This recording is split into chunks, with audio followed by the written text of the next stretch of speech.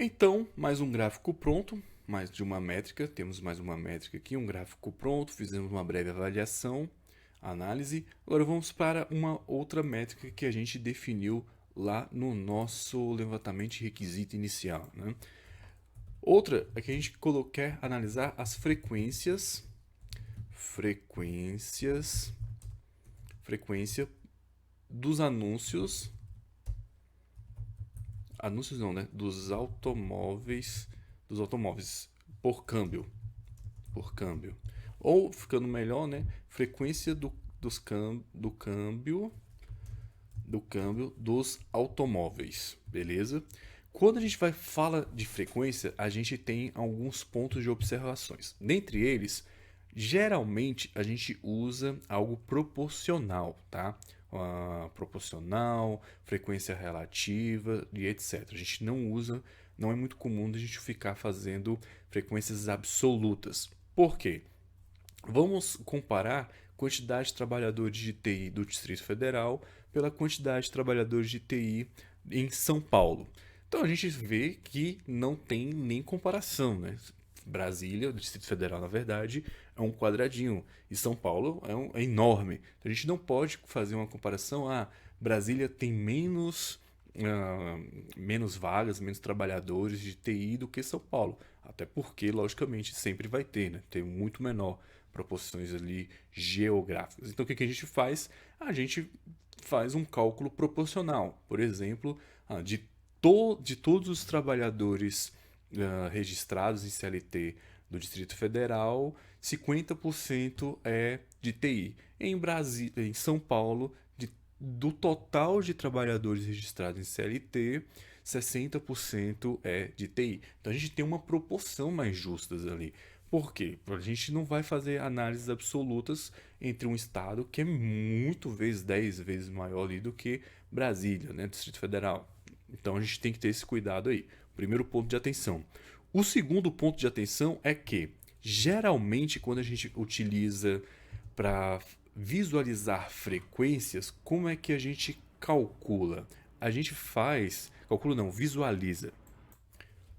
O mais comum para visualizar, vou anotar aqui na tela, é utilizar o gráfico de barras vertical ou horizontal. Eu já falei um pouco sobre os dois, né? Quando usar um e quando usar o outro.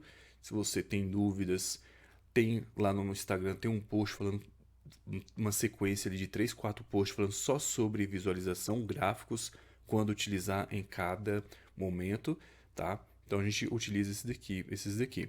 E tem um outro que é amado por uns e odiado por outros, que a gente tem ali o gráfico de pizza.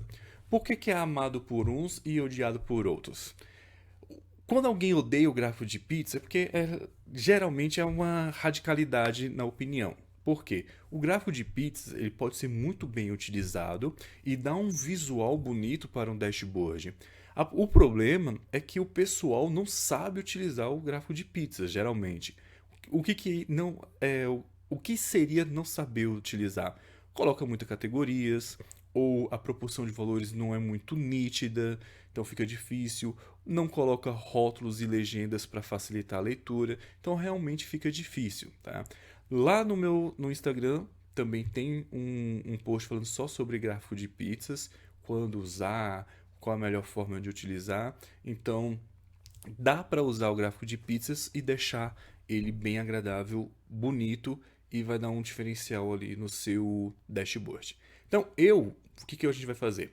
A gente vai calcular a frequência relativa de automóveis por câmbio dos automóveis, né? Então, o que seria isso? O câmbio, para quem não é muito por dentro da área de automóveis, é o que? É o tipo de câmbio. O carro é manual ou é automático? E existem outras categorias, como semiautomáticos. Então a gente quer ver essa comparação.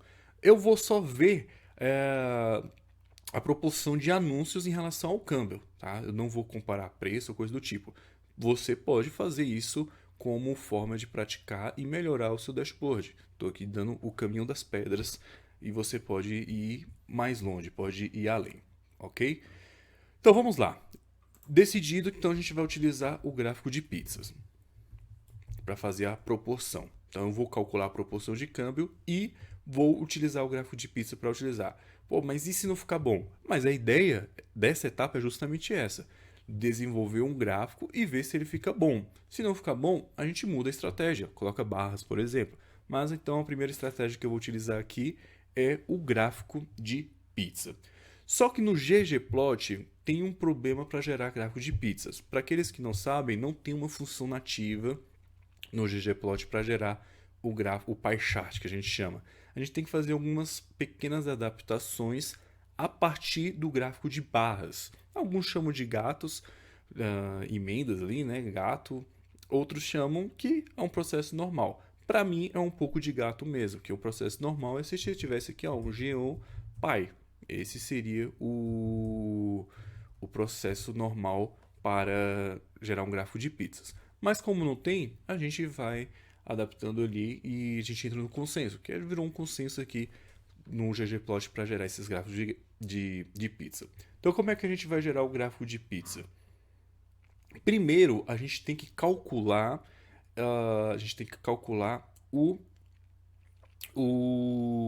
a frequência. Então, a gente tem que calcular a frequência. Então, para calcular a frequência relativa, a gente faz o seguinte: dado select group by, vou fazer por câmbio. Então eu venho aqui, ó, a coluna tem um acento, tá? Recomendo posteriormente a dar uma tratada nesses rótulos de colunas. Beleza. Temos aqui agrupando por câmbio. A partir desse group by, a gente vai fazer uma soma. Então a gente vai utilizar a função aqui summarize e quantidade de registros para cada câmbio, né? Cada categoria de câmbio. Então vamos executar. E olha só, apareceram duas categorias: automático e NI, ou seja, não informado. Um registro não informado e 163 registros aqui automóveis no câmbio automático. Beleza, aqui nós temos a frequência absoluta. Para quem não sabe, frequência absoluta é o quê? É a quantidade mesmo, contagem de quantos registros para cada categoria. A partir dessa quantidade absoluta, a gente vai calcular a proporção. E no deployer, a gente tem aqui uma função para um mutate para adicionar uma nova coluna a essa nova base. E a gente calcula assim, prop quantidade dividida por o total. Ou seja, qual é a proporção, a porcentagem de 163 em relação ao total? O total é 164, né? 163 mais 1, 164. E qual é a proporção, a frequência relativa de não informado em relação ao total? E assim sucessivamente. E é isso que essa função faz de forma automática. Beleza? Vamos executar aqui. Opa. Errei aqui alguma coisa. Deixa eu olhar aqui. Vamos ler o texto aqui, né? Vamos ler a função, na verdade. O nosso script. Então, erro inspect input em group by câmbio, summarize quantidade n. Erramos aqui o pipeline, ó. Errei o pipeline, vamos executar e pronto. Então, a proporção do automático é de 99,4% e o NI é de 0,06%. Então, a gente tem a nossa proporção. Você pode fazer a conversão, deixar assim, ou pode fazer a conversão para porcentagem logo. Para fazer a conversão, você simplesmente multiplica por 100 e pronto, 99,4 e 0,6. Feito isso, para gerar o gráfico de pizza, a gente tem que adicionar uma nova coluna que a gente chama de Y. Geralmente, em todos os tutoriais ou coisa do tipo que você for utilizar, a gente chama de YPOS, que é o quê? A posição do Y para gerar o gráfico de pizza. Ele é feito da seguinte forma: a gente faz uma soma cumulativa do prop, das proporções. Vou executar o processo aqui aos poucos. Vamos executar aqui para ver o resultado.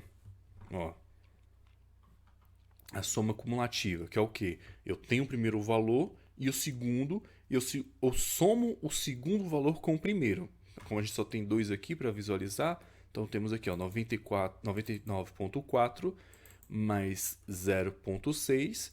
Então a gente tem aqui 99,4, a soma do segundo com o primeiro, 100. Então a gente tem aqui a soma cumulativa. E a gente tem que colocar alguns parâmetros aqui. Vou colocar o 0,5, subtrair 0,5, vamos ver o resultado. 98,9 e 99,5, tá? E multiplicar pela próprio, para você analisar, ó, 49,99. O que isso significa, tá? Para a análise, nada. Esse y pós aqui, para análise descritiva, análise negocial, não significa nada. Isso é utilizado somente para configurar o gráfico de pizza. Então não se preocupe em relação a isso. Não tente entender como você vai explicar nada do tipo. É simplesmente para dizer que esse automático vai ficar numa posição no y 49,7. E o NI, que é o não informado, vai ficar na posição 99,7. Você vai ver ali o rótulo como é que vai ficar. Então é só isso, basicamente isso. E vamos salvar isso dentro de um novo objeto. Vou colocar aqui frec câmbio. Frec câmbio, só para deixar mais intuitivo. E pronto, geramos um novo objeto. Se a gente executar, beleza. E agora a gente começa a gerar o gráfico de barras. Então vamos gerar o gráfico de barras, ggplot. Vamos usar a mesma sintaxe, então utilizar aqui a mistura de dplyr com ggplot para manter o padrão. Como eu falei, a gente utiliza o gráfico de barras. Primeiramente a gente utiliza o gráfico de barras e passamos o mapeamento AS. O X a gente vai passar nada, vazio, ok? O Y a gente vai passar a proporção e vou já preencher o fio logo, que seria a categoria que a gente quer, que é o câmbio. Se a gente executar isso daqui, deu um errozinho que faltou. Ó, vamos ler o erro aqui, ó, erro em f, que é a função, né? Aí vem aqui, ó, stat count. Can only have an x or y axis. Então, isso quer dizer o quê? Que a gente está faltando o stat count da função geon barra. Então, a gente tem que colocar aqui, ó, stat,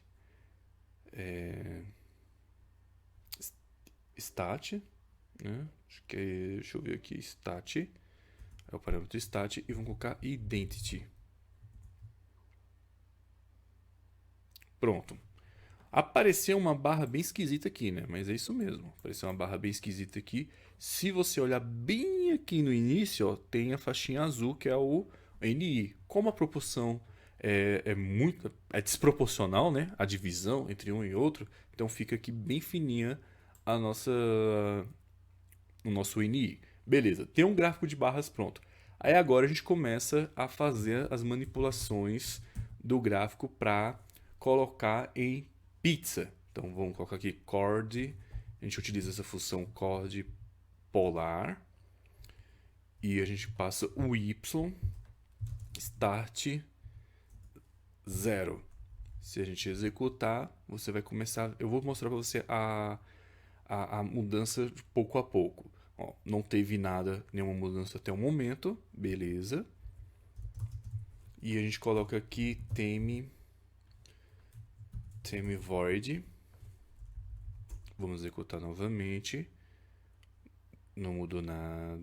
Opa, não mudou nada porque a gente não colocou aqui, né? Então vou executar só essa primeira parte aqui, porque aqui já era para mudar.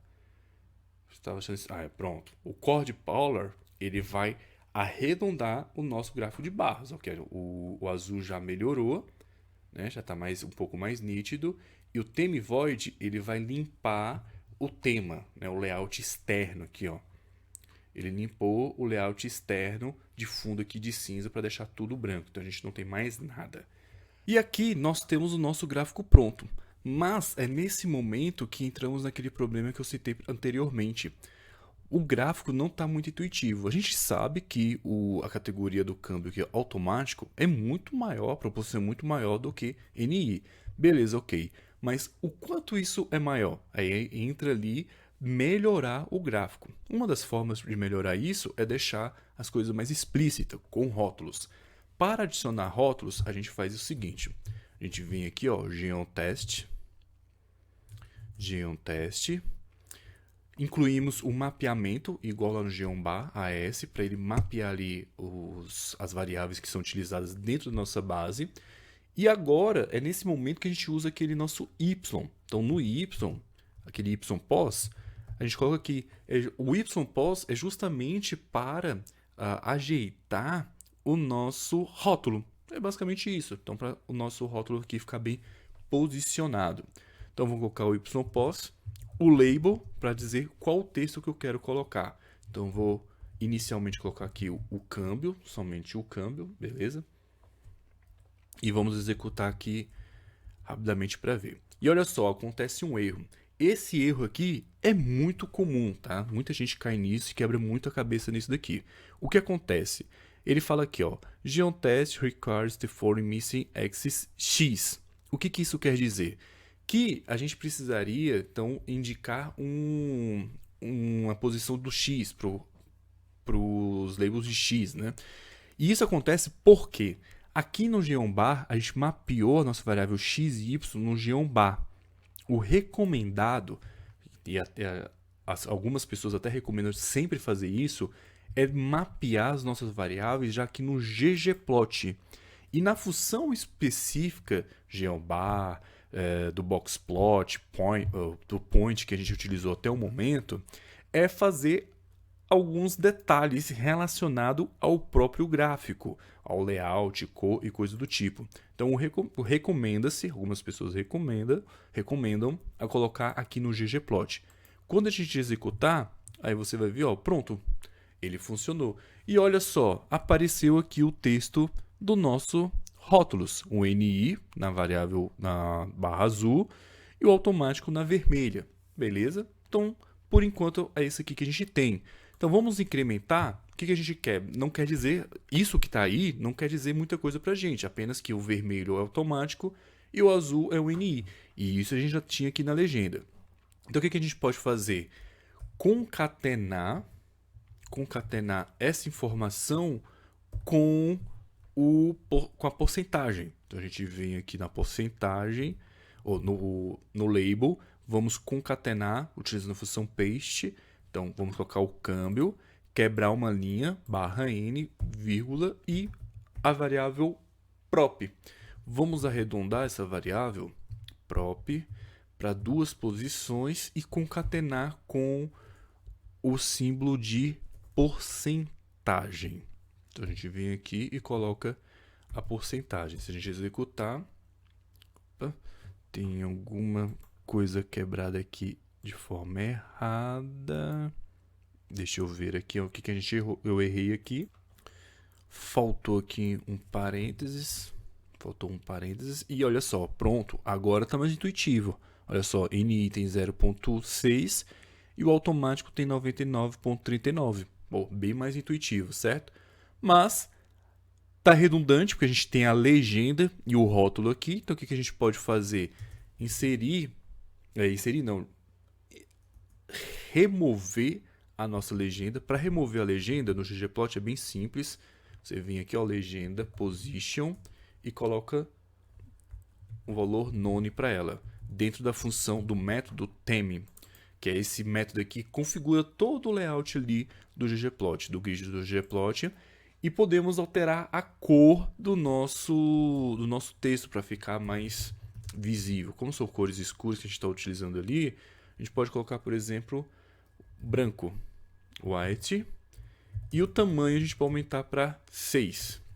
E vamos inserir aqui o nosso título, por fim, title, e a gente coloca aqui, ó, quantidade por câmbio. Se a gente executar, faltou uma vírgula aqui após Pronto, se a gente der um zoom, aqui parece que ficou grande, né? Mas quando a gente dá o zoom, a coisa diminui. Então ali 0.6 e o automático 99.39. Você pode colocar, pode fazer as alterações que você desejar de cor, de texto, tamanho do texto, etc. Fica a critério aí, inclusive o próprio texto que você quer inserir aí. Porém, nosso gráfico de pizza agora está mais limpo, mais intuitivo e pode estar num padrão ali que adequado de ser utilizado no dashboard, ok? Então, finalizamos aqui mais um gráfico, finalizamos aqui a mais uma métrica nossa, e a gente tinha mais outras duas métricas, vou anotar aqui, a gente tinha mais duas outras métricas. Uma era para analisar a variação de preço ou valor, né? Preço ou valor por tipo de anúncio. Tem uma coluna da nossa base, tipo de anúncio, que ela identifica se o anúncio foi feito por empresas, que é definido por profissional, ou por pessoas físicas, que é particular, definido por particular. Então, a gente tem essa métrica e a outra seria a frequência, que a gente vê aqui, a frequência por direção. A direção é se o carro é hidráulica, elétrica, mecânica e etc. Certo? Então a gente quer identificar frequências de quantos carros que nós temos para aquela pesquisa que é hidráulica, elétrica, mecânica e outras mais que tiverem. Então esses dois aqui vão ficar como exercício para você praticar. Você pode criar um novo gráfico ou utilizar a ideia que a gente já aplicou anteriormente, até o momento, até agora. Boxplot, pizza, gráfico de barras, fica a seu critério para analisar essas duas métricas, visualizando elas nos gráficos. Beleza? Então, fica como exercício para você. Você vai ter, lembrando que você vai ter acesso ao código, então tanto vai ter o código que a gente fez até o momento e vai ter o código também desses exercícios pela a minha resolução, que você vai ver nas próximas aulas. Beleza? Até mais.